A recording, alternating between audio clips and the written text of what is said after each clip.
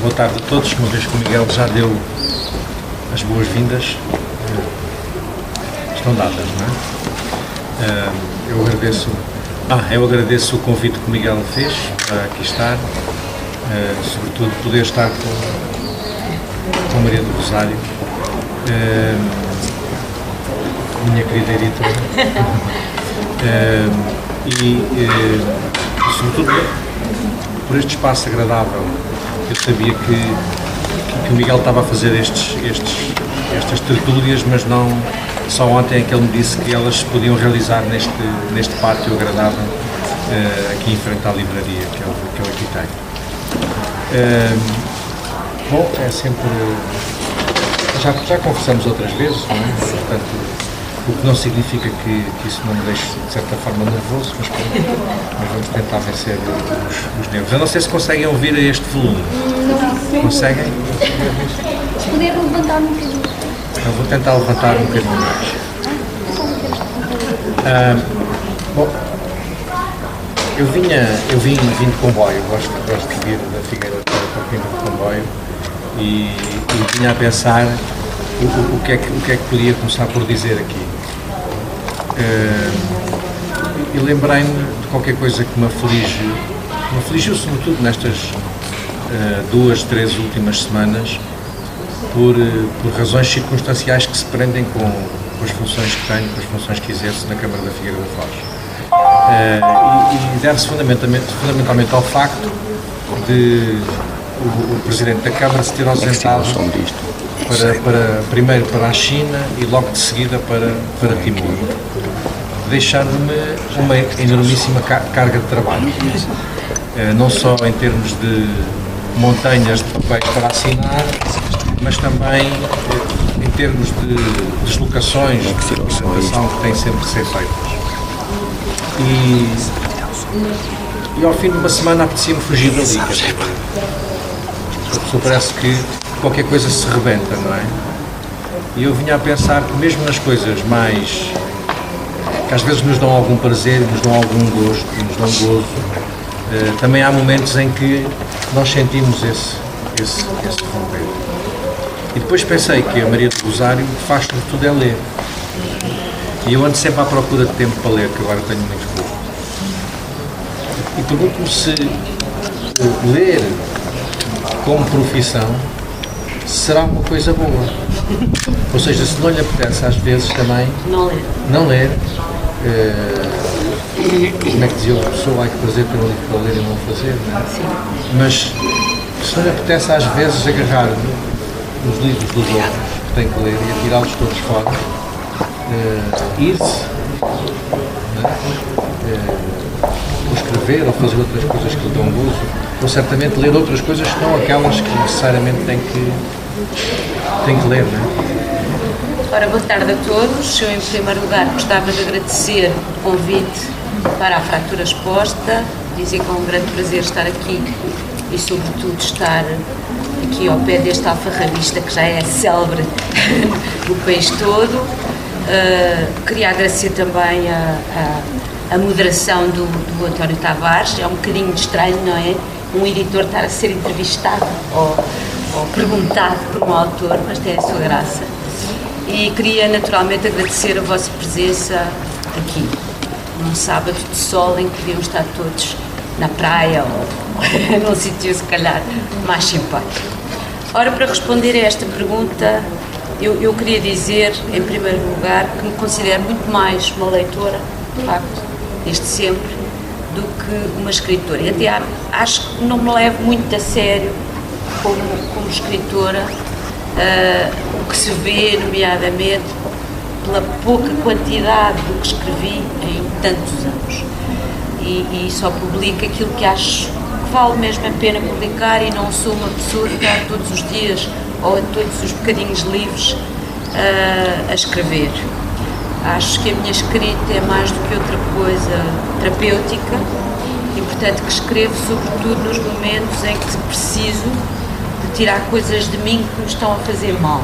E, portanto, não sou uma escritora regular, e ainda bem, porque senão seria uma pessoa com uma vida horrível. Se tivesse que escrever muito, quer dizer que eu tinha permanentemente uma vida tramada.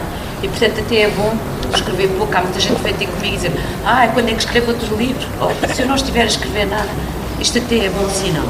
E, de facto, eu, se tiver que escolher entre viver e escrever, escolho, de certeza, viver. Já em relação a ler e viver, eu diria que são coisas que não se descobrem. Eu acho que sou uma leitora profissional, ou seja, a minha profissão é sobretudo ler, mas acho que os tempos em que eu não estou a ler profissionalmente, estou a ler por entretenimento. Ou seja, eu estou sempre à espera de ter bocadinhos para ler as coisas que eu realmente gosto de ler e quero ler. Porque é verdade que muitas vezes um dia inteiro a ler coisas, por exemplo, que não são boas, à procura de uma boa, nos tiram a vontade de chegar a casa e ler e fazer a mesma coisa. Agora, também podem ser salvíficas, porque se eu tiver o dia todo mergulhada em originais que são uma porcaria, e há cada vez mais, isso também é uma coisa que eu sinto com o tempo, é que é cada vez mais difícil encontrar coisas que valham a pena. Parece que em 10 anos o nível baixou tremendamente e 98% das coisas que nos chegam têm de facto uma qualidade muito má.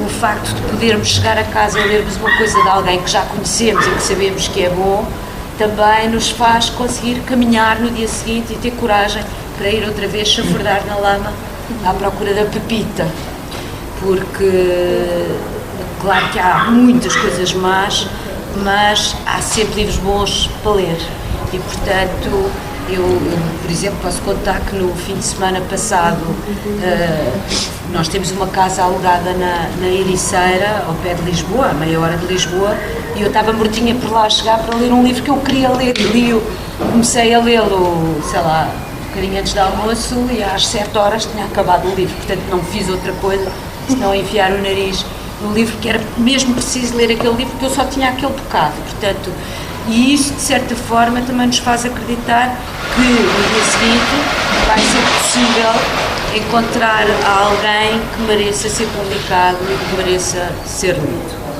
Mas a leitura é uma coisa que eu considero indissociável da vida para mim, porque acho que se a minha escrita é muito terapêutica, a leitura também o é, ou seja, eu acho que todos nós aprendemos imenso sobre nós próprios nos livros que lemos e, portanto, eu quando ouço alguém dizer que não gosta de ler é uma coisa que me faz uma irritação enorme, porque acho que essa pessoa não encontrou foi ainda aquilo que fez o clique com ela. Descobrimos os livros que lemos? Eu acho que sim, descobrimos e que nos curamos de muita coisa nos livros que lemos. Eu acho que a leitura também é um princípio semelhante à psicoterapia, por exemplo. Quando nós percebemos que não somos os únicos a sentir aquilo, provavelmente ficamos muito mais aliviados porque estávamos convencidos que aquilo só nos acontecia a nós. E a leitura também é um pouco isso, porque quando nós lemos um romance ou lemos poesia e nos identificamos com aquele sentimento da personagem, ou do narrador, ou do próprio alter ego do autor, digamos assim, na poesia, ficamos muito mais aliviados com as nossas coisas negras e escuras, porque percebemos que não estamos sozinhos nisso e, portanto, eu diria que é raro chegar a casa e pensar que não me apetece ler. Há muitos escritores, por exemplo, que quando estão a escrever um romance, sobretudo romancistas, que é uma coisa muito mais absorvente, diria eu, que a poesia, dizem, eu agora não posso ler nada porque não me posso deixar influenciar. Eu acho que isso é uma balela.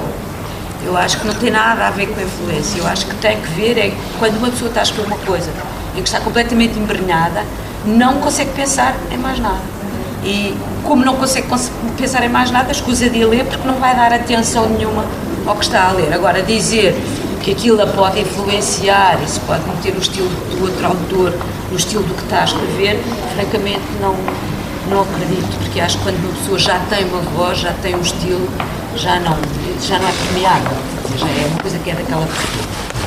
Portanto, ler é um pouco como comer a sopa, como faz parte da sopa, para mim. Não me lembro agora quem é o autor, que conta o seu despertar enquanto escritor, que diz ter sido sentido porque quando ia visitar o avô, que o recebia habitualmente no escritório de casa, tinha que passar pela biblioteca. E essa passagem pela biblioteca, a atravessar um espaço repleto de prateleiras e de lombadas de livros, que transmitia qualquer coisa de misterioso. Havia ali uma mística à volta daquele espaço, que era um espaço de silêncio, onde os livros esperavam nas prateleiras que alguém os retirasse do seu espaço para serem absorvidos, e que essa curiosidade o assaltava constantemente, e que terá sido assim que despertou para a leitura e que necessariamente também despertou para a escrita, porque depois também queria fazer aquilo que encontrou nos livros. É fundamental ler para se escrever. Sim, eu acho que não é possível ser-se escritor sem ter lido muito.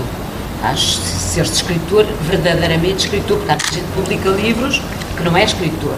Eu diria, há muitos autores de livros de hoje em dia à venda que não são escritores. Eu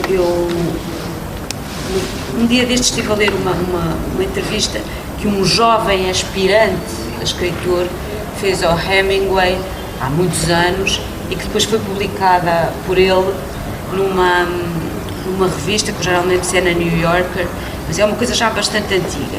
E é a história de um rapaz que toda a vida escreveu, desde miúdo, e que um dia resolve enfiar-se num autocarro e ir ter com o Hemingway e dizer que lhe quer fazer uma entrevista.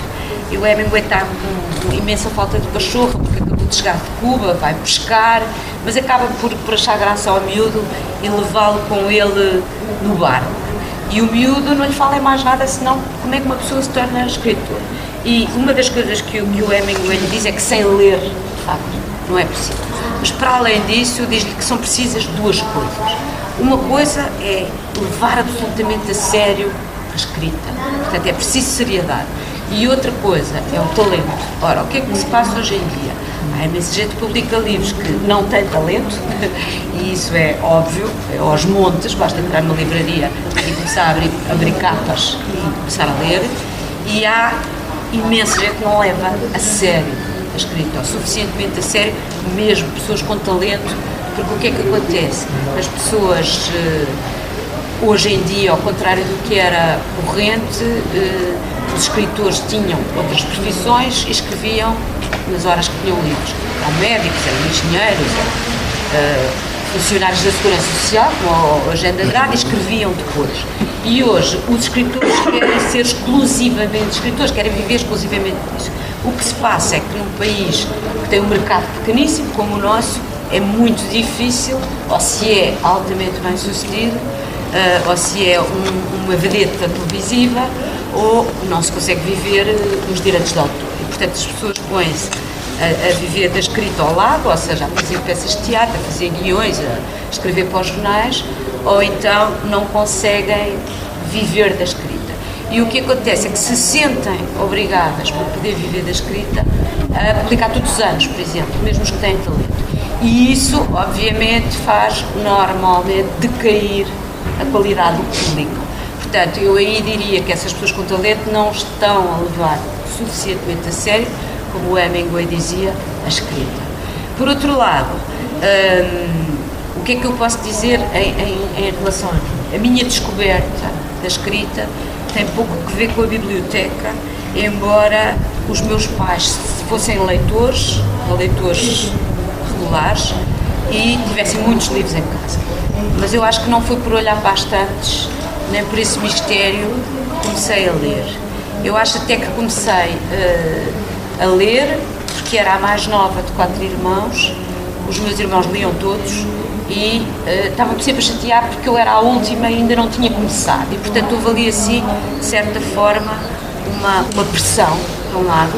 Depois, houve outra coisa que era, a minha família é bastante descompensada, é uma família bastante disfuncional, em que toda a gente fala alto, fala para se ouvir, e num jantar, por exemplo, ainda hoje, nós nos reunimos uma vez por semana, os 4 irmãos, as noras, os genros, os netos, e é difícil acabar de contar uma história, porque é toda a gente a falar para o seu lado. Sendo eu a mais nova dessa família, tinha uma extrema dificuldade em dizer o que é que fosse, ou seja, em ter tempo de antena. Não tinha tempo de antena. E, portanto, se calhar, por um lado, refugiei-me na escrita para chamar a atenção. Ou seja, eu com 7 anos já fazia poemas e quadras e oferecia os dias dos anos das pessoas, porque era a maneira de poder dizer aquilo que eu sentia, conseguindo, ou seja, as pessoas começaram a dar importância, porque eu escrevia umas coisas que até era coração a rimar com limão, mas as pessoas achavam que aquilo tinha muita graça, e começaram a dar-me importância por aí. Por outro lado, a leitura, os livros estavam nas estantes e estavam à mão de semear e não havia vigilância, ou seja, nem o meu pai nem a minha mãe eram pessoas de andar a ver o que é que nós líamos. E, portanto, eu acho que o meu gosto pela leitura também nasceu muito de eu ter começado a ler, porque os meus irmãos me chateavam, coisas que não eram para a minha idade, porque eu ia à estante e tirava uma coisa qualquer, ou tirava porque era mais fininho e tinha que ler, mas naquela altura ainda era uma coisa de pressão, e li coisas que eu não percebia inteiramente, e, portanto, houve essa curiosidade, o que é que se terá a passar neste livro. Lembro-me até hoje de livros que eu li para aí com 10 anos, que não eram para 10 anos e, portanto, tinham cenas, não vou dizer eventualmente chocantes, mas eram cenas eróticas, cenas sensuais, coisas que eu não compreendia com aquela idade, e isso levou-me a ir procurar outros livros que respondessem às perguntas que aqueles livros me punham. E, portanto, acho que, por um lado, comecei a escrever para lamber feridas e para chamar a atenção sobre tudo, e que comecei a escrever e que comecei a ler para descobrir respostas às perguntas que eu fazia e às quais ninguém me respondia. E eu lembro, por exemplo, de ser miúda e a escola onde eu andava era muito perto do Instituto Superior Técnico, em Lisboa. E houve uma fase em que havia imensas escaramuças da polícia política no técnico. E eu passava, vinha a pé para casa e via sempre polícia e cães. E não percebia porque é que numa escola universitária havia sucessivamente polícias com cães.